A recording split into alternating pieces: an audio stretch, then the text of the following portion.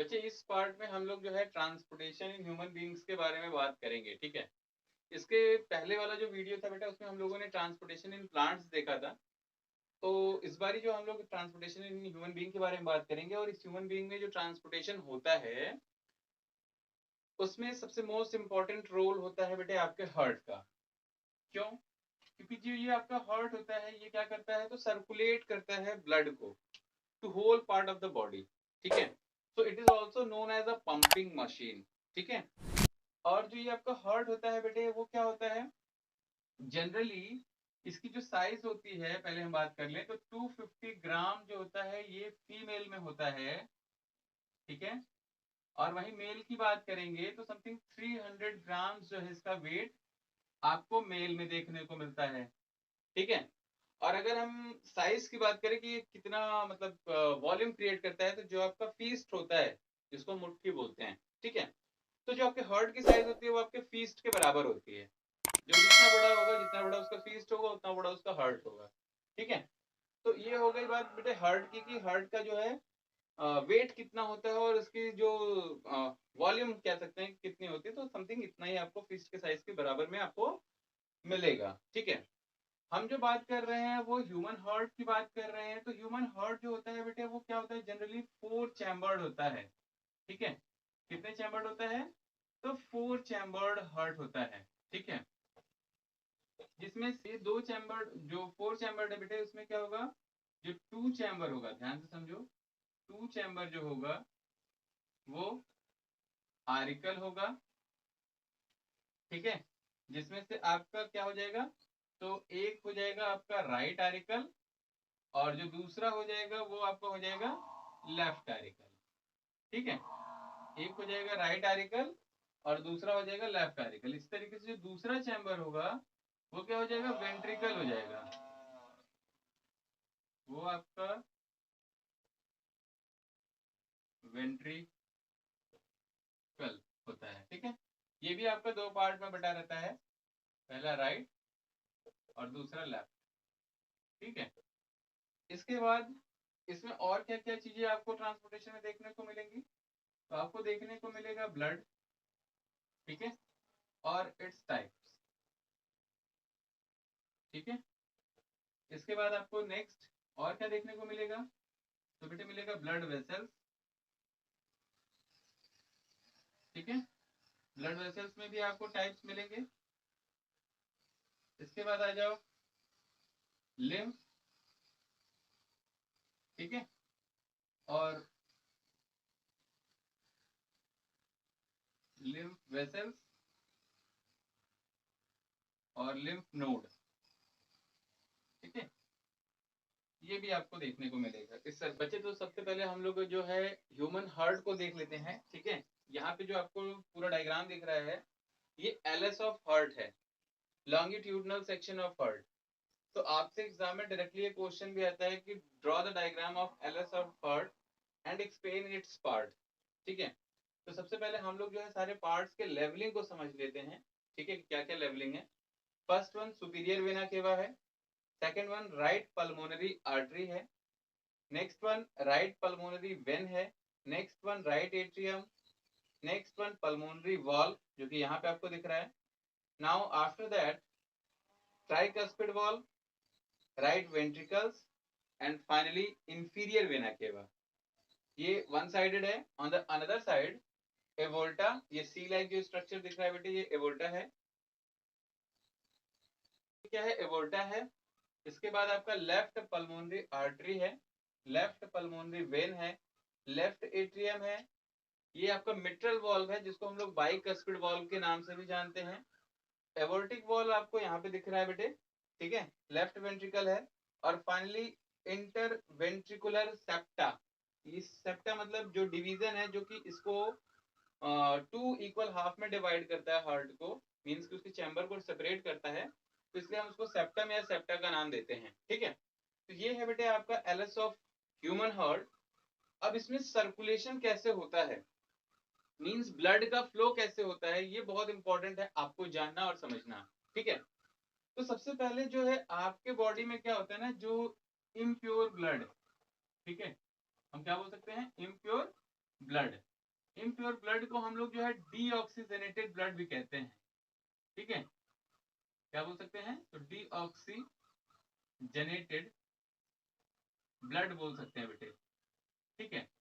अब ये deoxygenated blood या इम्प्योर ब्लड क्या होता है, आपके सुपीरियर वेना केवा और इंफीरियर वेना केवा, बहुत ध्यान से देखेंगे तो क्लियर होगा। जो डीऑक्सीजनेटेड ब्लड है या इम्प्योर ब्लड है वो आपके सुपीरियर वेना केवा और इंफीरियर वेना केवा से होते हुए, देखो यहाँ से इंटर करेगा और यहाँ से इंटर करेगा, then they will be enter into the right atrium. वो कहाँ पे आ गया, तो राइट एट्रियम में आएगा। और आने के बाद क्या होगा, इसके अंदर फुलफिल होता जाएगा। जब ये फुलफिल हो जाएगा, सो it could be create the pressure on the valve of the tricuspid. और जब ये प्रेशर क्रिएट होगा, ये वॉल्व क्या हो जाएगा, ओपन हो जाएगा। और जैसे ही ये वॉल्व ओपन होगा, ये पूरा का पूरा ब्लड कहाँ पे आ जाएगा, आपके राइट वेंट्रिकल्स में आ जाएगा। कहाँ पे आ जाएगा, तो राइट वेंट्रिकल्स में आ जाएगा। लेकिन अभी जो डीऑक्सीजनेटेड ब्लड है उसका क्या हो रहा है, ऐसा नहीं कि पूरा का पूरा जितने भी होल बॉडी में ब्लड है वो पूरा आ जा रहा है, ठीक है। तो इसका कंटिन्यूअस मूवमेंट जो है आपका सुपीरियर वेना केवा और इंफीरियर वेना केवा से चलता रहेगा, और आपका राइट एट्रियम फुलफिल होता रहेगा। और जो ब्लड का प्रेशर जब क्रिएट होगा तो ये वॉल्व बार बार खुलता रहेगा, और वेंट्रिकल जो है आपका राइट वेंट्रिकल है, इसको क्या करेगा, ये प्रेशर क्रिएट करता रहेगा। तो जब राइट वेंट्रिकल्स पे प्रेशर क्रिएट होगा, तो जो ये आपका पल्मोनरी वॉल्व है, ठीक है, ये पल्मोनरी वॉल्व क्या हो जाएगा, ओपन हो जाएगा। और जैसे ये ओपन होगा तो इससे जो ब्लड पल्मोनरी आर्टरी और राइट पल्मोनरी आर्टरी की तरफ क्या हो जाएगा, जाएगा। और जाने के बाद ये आपके हार्ट से बाहर निकल जाएगा। और निकलने के बाद इन दोनों साइड से वो कहाँ पहुंच जाएगा, लंग्स के पास पहुंच जाएगा।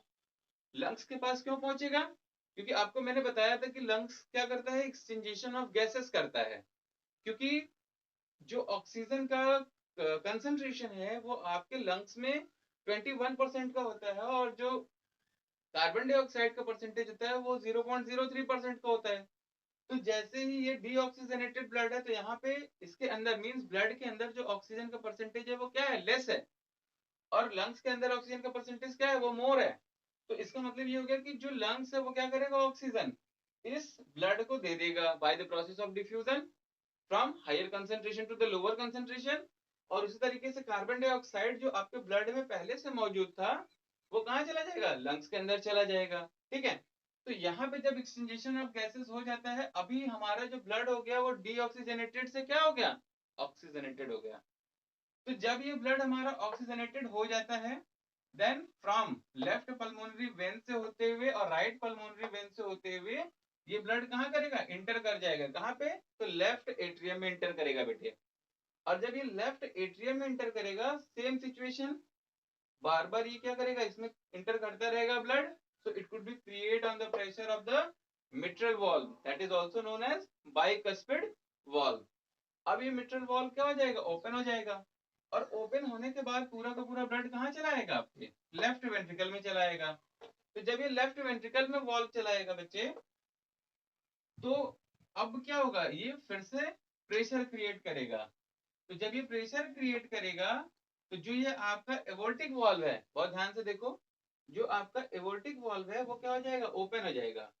और इस एवोल्टिक वॉल्व के ओपन होते ही ब्लड जो है आपका एवोल्टा से होते हुए, यहाँ देखिए, एवोल्टा से होते हुए क्या हो जाएगा, ये पूरे के पूरे whole part of the body में सर्कुलेट हो जाएगा, ठीक है। इसके बाद इसमें क्या हो रहा है ना, कि जो ब्लड है वो 2 टाइम इंटर कर रहा है।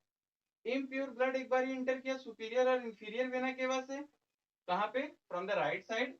और सेकेंड टाइम ये ब्लड जो है इंटर कर रहा है लेफ्ट और राइट पल्मोनरी से, ऑक्सीजनेटेड ब्लड इंटर कर रहा है आपके हार्ट में, ठीक है। तो हम ये कह सकते हैं कि जब हमारे हार्ट में 2 टाइम ब्लड इंटर किया, so we have to call it double circulatory system. Means जो हमारा ह्यूमन बींग्स का हार्ट होता है वो डबल सर्कुलेटरी सिस्टम को परफॉर्म करता है। सबसे बच्चे देखो, सबसे पहले हम लोग क्या करेंगे ना बेटे, इन सारे पॉइंट्स को जो यहाँ पे आपको दे रखे हैं, इसको हम लोग थोड़ा समझ लेते हैं कि आखिर ये है क्या, ठीक है। तो सबसे पहला वर्ड बेटा आपको जो दिख रहा है वो क्या है, सुपीरियर वेना केवा है। तो जो ये सुपीरियर वेना केवा है, इसका काम क्या है, तो ये क्या करता है बेटे, कि ये डीऑक्सीजनेटेड ब्लड को क्या कराता है, इंटर कराता है कहाँ पे, तो राइट एट्रियम में, ठीक है। राइट एट्रियम क्या था, आपका एक चैम्बर था।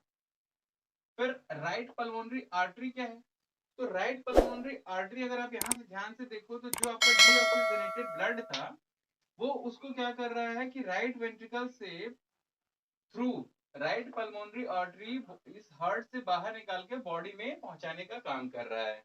ठीक है। तीसरा जो आपको दिख रहा है राइट पल्मोनरी वेन्स, इसका क्या रोल है? तो इसका रोल ये है कि जब हमारा ब्लड जो है ऑक्सीजनेटेड हो जाता है तो ये बॉडी से हार्ट के अंदर लाने में राइट पल्मोनरी वेन का काम होता है। ठीक है। यहाँ पे राइट एट्रियम क्या है? तो ये किसका चैम्बर है? हार्ट का। ठीक है। फिर पल्मोनरी वॉल्व जो राइट पल्मोनरी आर्टरी का जो वॉल्व जहां से राइट वेंट्रिकल से ब्लड इंटर करता है तो उस पोजीशन पे एक वॉल्व आपको देखने को मिल रही है, उस वॉल्व को हम पल्मोनरी वॉल्व का नाम देते हैं। और जो यहाँ पे दो चैम्बर बढ़ रहे हैं, मतलब राइट एट्रियम और राइट वेंट्रिकल्स जो हो रहा है उसके बीच में जो वॉल्व है उस वॉल्व को हम ट्राई, ठीक है। और साथ ही साथ जो दूसरा चैम्बर है जिसको हमने क्या बोल दिया? राइट वेंट्रिकल बोल दिया। ठीक है। और सुपीरियर वेना केवा और इंफीरियर वेना केवा, इन दोनों का काम क्या है? इम्प्योर ब्लड को पहुंचाना। ये देखो, ये जो नॉब लाइक स्ट्रक्चर दिख रहा है ना, ये अंदर ला रहा है। कहाँ पे ला रहा है ये? तो राइट एट्रियम में ला रहा है। तो जो सुपीरियर वेना केवा और इंफीरियर वेना केवा है ना, वो ब्लड को राइट एट्रियम में, मतलब इम्प्योर ब्लड को राइट एट्रियम में पहुंचाने का काम करता है। अब आ जाओ नेक्स्ट साइड में। तो यहाँ पे जो एवोल्टा है, एवोल्टा का काम क्या है? तो एवोल्टा जो होता है बेटे, वो प्योर ब्लड को पूरे whole part of the body में सर्कुलेट करता है। लेफ्ट पल्मोनरी आर्टरी का काम क्या है? तो जैसे राइट पल्मोनरी आर्टरी कर रहा था क्या, कि जो आपका इम्प्योर ब्लड था वो लंग्स तक पहुंचाने का काम कर रहा था, उसी तरीके से लेफ्ट पल्मोनरी आर्टरी भी उसको लंग्स तक पहुंचाने का काम करेगा। ठीक है। और एज यूजुअल जैसे right pulmonary veins oxygenated blood को इंटर कर रहा था हार्ट में, उसी तरीके से लेफ्ट पल्मोनरी वेन भी क्या करेगा? प्योर ब्लड को इंटर करेगा हार्ट में। कहाँ पे? तो लेफ्ट एट्रियम में। ठीक है। इसके बाद आपको ये जो वॉल्व दिख रहा है, इस वॉल्व को हम लोग जो है मिट्रल वॉल्व, या इसको हम जो है बोल सकते हैं बाइकस्पिड वॉल्व भी बोलते हैं। और ये बाइकस्पिड वॉल्व का काम क्या है? तो ये मतलब दो चैम्बर को सेपरेट करने का काम करता है, लेफ्ट एट्रियम और लेफ्ट वेंट्रिकल्स को। ठीक है। अब एवोल्टिक वॉल्व क्या होता है? तो एवोल्टा, ध्यान से देखो, ये जो एवोल्टा दिख रहा है ना, इस एवोल्टा में इंटर करने के लिए जो वॉल्व बना रहता है जो कि आपके लेफ्ट वेंट्रिकल से इंटर करता है, तो जो एवोल्टा में जो वॉल्व यहाँ पे क्रिएट रहता है उस वॉल्व को ही हम एवोल्टिक वॉल्व कहते हैं। इस वॉल्व के थ्रू ही जो है लेफ्ट वेंट्रिकल से ब्लड इंटर करता है और एवोल्टा में जाता है। कौन सा ब्लड? तो प्योर ब्लड। और लास्ट वन आपको क्या दिख रहा है? Interventricular septa. तो सेप्टा जो होता है वो डिवीजन होता है जो कि चैम्बर्स को क्या करता है कि इक्वल हाफ बोल सकते हो या हाफ में डिवाइड करता है। ठीक है बेटे। सर्कुलेशन के बाद हम लोग कुछ और पॉइंट्स समझ लेते हैं रिगार्डिंग द हार्ट। ठीक है। तो सबसे पहले हम लोग एक पॉइंट समझते हैं, सिस्टोल। ठीक है। तो सिस्टोल क्या होता है कि जब जो आपका हार्ट होता है, ध्यान से समझो, जब जो आपका हार्ट होता है वो क्या करता है? कॉन्ट्रैक्ट करता है। क्योंकि हार्ट क्या करता है? कॉन्ट्रैक्ट और एक्सपेंड करता है। तो जब आपका हार्ट कॉन्ट्रैक्ट किया तो it could be create the systole or systolic pressure. ठीक है। और वही हार्ट जब आपका एक्सपेंड करता है तो दैट इज कॉल्ड डायस्टोल। ठीक है। तो systole or systolic pressure and diastolic pressure. ठीक है। तो इस तरीके से हम ये समझ सकते हैं कि जो हमारा हार्ट होता है वो क्या होता है? कॉन्ट्रैक्शन और एक्सपेंशन परफॉर्म करता है। और इसीलिए जो हम हार्ट बीट मेजर करते हैं तो उसमें आपका 80/120 mmHg होता है। तो 80/120 mmHg किसका होता है? तो ये एक नॉर्मल पर्सन का होता है। ठीक है। नॉर्मल पर्सन का होता है ये हार्ट बीट, जिसमें आपका जो ये अपर पोर्शन है वो सिस्टोलिक प्रेशर है और जो आपका ये लोअर पोर्शन है वो that is known as the diastolic pressure. ठीक है। तो ये हमारा क्या हो गया कि ये हमारा जो है आपका ब्लड प्रेशर है। ठीक है। ये कैसे क्रिएट होता है? By the contraction of the heart और the expansion of the heart. अच्छा, एक चीज और आ जाओ कि आपका जो हार्ट बीट होता है वो 1 मिनट में कितने टाइम्स होते हैं? तो बेटे आपको ये 72 टाइम्स मिलते हैं। कभी कभी बच्चों से पूछा जाता है कि what is the breathing rate, तो वो यही लिख करके चले आते हैं। ठीक है, क्योंकि उनको समझ ही में नहीं आता कि चल क्या रहा है। लेकिन वहां पे ब्रीदिंग रेट में आपको ये भी ऑप्शन दे रखा रहता है और वहां पे लिखा रहता है 15 to 18 टाइम्स। तो आपको आंसर यहाँ टिक करना है 15 to 18 टाइम्स, क्योंकि ब्रीदिंग रेट जो होता है वो इनहेलेशन और एक्सहेलेशन का टाइम मिला करके होता है। लेकिन जो पल्स रेट या जो आपका हार्ट रेट होता है वो 1 मिनट में 70 to 72 टाइम्स होता है। ठीक है, तो इसलिए जब ब्रीदिंग रेट की बात करेंगे बेटे तो हम ये आंसर नोट करके आएंगे, और जब पल्स रेट या हार्ट रेट की बात करेंगे तो हम 72 टाइम्स राइट करेंगे। ठीक है, चलो नेक्स्ट पार्ट बेटे जो है हम लोग बात कर लेते हैं इसके जो हार्ट रेट या हम बोल सकते हैं हार्ट बीट को जो मेजर करता है उस इंस्ट्रूमेंट का। तो बेटे उस इंस्ट्रूमेंट को हम बोलते हैं स्पेग्नो मैनोमीटर। ठीक है, ये एक इंस्ट्रूमेंट होता है जिससे हम क्या कर सकते हैं कि आपका ब्लड प्रेशर जो है वो क्या करते हैं, मेजर करते हैं। आपने देखा भी होगा, वो पट्टी टाइप लगाते हैं और उससे प्रेशर क्रिएट करके ब्लड प्रेशर को मेजर करते हैं। ठीक है, एक और वर्ड आता है स्टीथोस्कोप।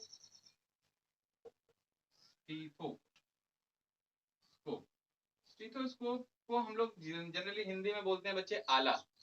ठीक है, इसका क्या यूज है, इसका यूज भी हम लोग हार्ट बीट को जो है ऑब्जर्व करने के लिए करते हैं। ठीक है, तो हार्ट बीट का मतलब इसमें क्या होता है, आपके हार्ट बीट में ना आपको दो साउंड मिलता है। पहला साउंड जो होता है वो लब और डब। या आप जब स्टीथोस्कोप को यूटिलाइज करके आप ऑब्जर्व करोगे तो आपको टू टाइप के साउंड समझ में आएंगे, लब और डब। ये दोनों साउंड जो है कॉन्ट्रैक्शन और एक्सपेंशन जब होता है तभी ये साउंड प्रोड्यूस होते हैं, और ये क्या करते हैं, हार्ट बीट को शो करते हैं। ठीक है,